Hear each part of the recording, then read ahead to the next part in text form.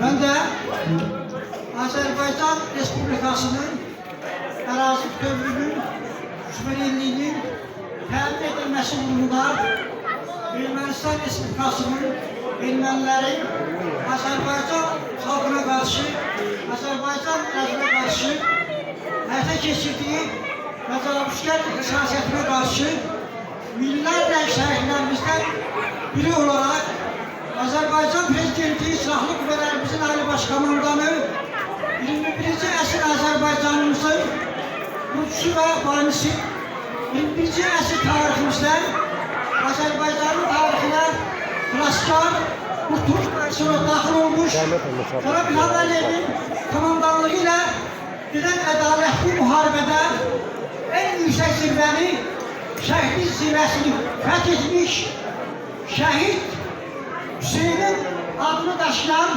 Balaca Hüseyin'imizi ad günü münasibətilə səbi qəlbdən, ürəkdən təbrik edirəm. Şəhidin adını daşımaq çox yüksək addır. Şəhid adından yer üzündə, dünya miqyasında, bəşər tarixində uca adı olmamışdır. Ona görə də mən Tovuz Turan Şəhid Ailələri Birliyi adından, cümlədən birliyin rəhbəri, hörmətli Elbar müəllim adından bugün burada iştirak edirik ve səbəbkarı təbrik edirik. Onları, tüm şəhidlərimizi, qazilərimizi, müharibə iştirakçılarını qəhrəman uğurda böyüdən, onları vətənimizin müdafiəsində yönətmiş atalara, analara dərin təşəkkürümüzü və minnətlarımızı bildiririk. Gələbəy rayon icra hakimiyyətinin başçısı hörmətli Orxan Ürselov və onun rəhbərlik etdiyi icra orqanları, Azerbaycan Respublikası'nın Prezidenti, Silahlı Qüvvələrimizin Ali Başkomandanı Cənab İlham Əliyevin tapşırıq və göstərişlərine uyğun olaraq daim şəhid ailələrine diqqət və qayğı ilə yanaşır, onların problemlərinin həlli istiqamətində üzərində düşən vəzifələrin ötəsində layiqlicə gəlir və eyni zamanda Gədəbəy rayonunda Azerbaycan Prezidentinin fərmanlarının, sərəncamlarının, tapşırıq və göstərişlərinin icra olunması istiqamətində Gədəbəy rayon sakinlərinin firavan həyatını formalaşdırılmasında, inkişaf etdirilməsində xüsusi xidmətlər göstərmişdir. Biz ona görə də Tovuz Turan Şəhid Ailələri Birliyi adından hörmətli Orxan Ürselova və onun rəhbərlik etdiyi icra orqanlarına çox dərin təşəkkürümüzü və əməkdarımızı bildiririk və mən burada gördüm ki, icra orqanları, rayonumuzun, Gədəbəy rayonunun çox böyük icra strukturları, hüquq mühafizə orqanları çox fəal iştirak edirlər. Ona görə də qeyd eləmək lazımdır ki, Gədəbəyin timsalında, o bu rayonlarda da bu cür diqqətlə, qayğı göstərilsin. Bəzi rayonlara gelirsən, görürsən ki, orada icra orqanlarından bir nəfər olsun iştirak etmir.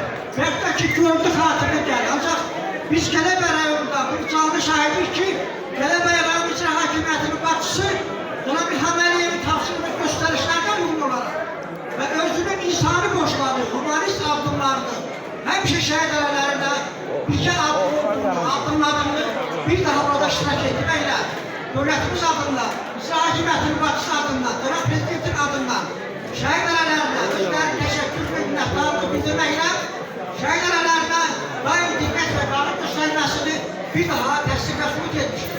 Qeyd etmək lazımdır ki, Azerbaycan xalqı ermənilərin uzun müddətli təcavüzkar, işğalçılıq, soyqırım siyasətinə, etnik təmizləmə siyasətinə qarşı uzun müddətli mübarizə aparmışdır.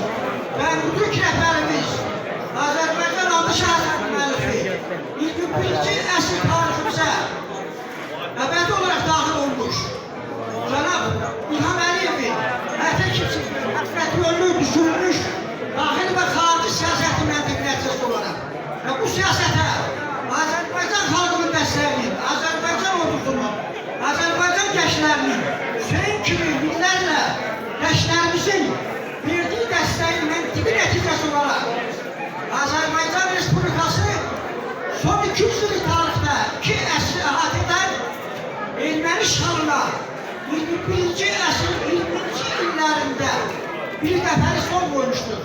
Və bu müharibədə iştirak edən hər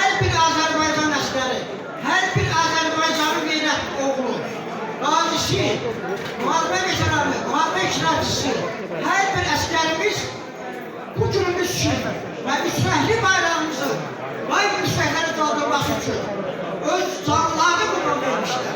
Benim bir gitmek lazımdır ki Azerbaycan halkı, Azerbaycan Respublikası Prezidentinin siyasetine desteğini bu istikametlerde de ben təsdiq etmiştir.